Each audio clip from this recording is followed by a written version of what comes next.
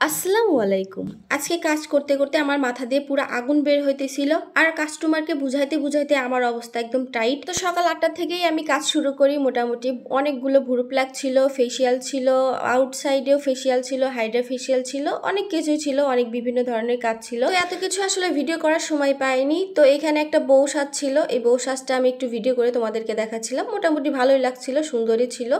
তো আর যেটা করেছিলাম সেটা হচ্ছে চুল রিবন্ডিং, আর এইখানে করেছিলাম হচ্ছে মাইক্রো ব্লেন্ডিং, যেটা খুব সেন্সিটিভ একটা কাজ।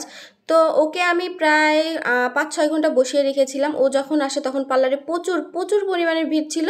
ওর ছোট বাবু ছিল সাথে, কিন্তু ও বলতেছিল না, আজকে যখন এসেছি কাজটা আমি শেষ করেই তারপরে চলে যাব। তো ওকে 5-6 ঘন্টা বসিয়ে রাখার পরে আর লাস্টে আমি ওকে ধরি। তো এখানে মাইক্রো ব্লেডিংটা খুব সুন্দরভাবে আস্তে আস্তে আমি করে দিচ্ছিলাম। প্রায় 1.5 ঘন্টার মতো টাইম লেগেছিল এই মাইক্রো ব্লেডিংটা করতে। তো ফার্স্টেই কিন্তু ওর ভুরুটা কেমন ছিল তোমাদেরকে দেখিয়ে নিয়েছি। ভুরুটা একদম হালকা ছিল, একদমই চিকন চিকন কয়েকটা পাতলা ভুরু ছিল। তো ও হচ্ছে আমার রেগুলার ভুরু প্লাকের কাস্টমার, অনেক ভালো একটা কাস্টমার, ও আমার অনেক ফ্রি।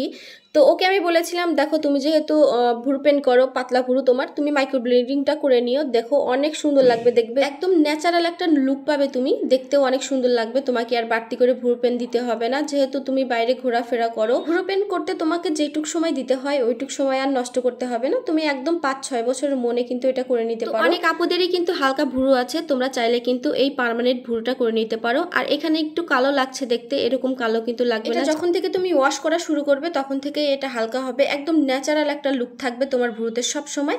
আর এইখানে একটা চুল রিবন্ডিং ছিল, দেখো আপুটার চুলটা একদম কালি ছিল, দেখতে কেমন কেমন লাগছিল। চুলগুলোর অনেক সুন্দর একটা লুক এসেছে, দেখতেই পাচ্ছ তোমরা, অনেক অনেক সুন্দর লাগছিল, বাস্তবে আরো বেশি সুন্দর লাগছিল চুলগুলো।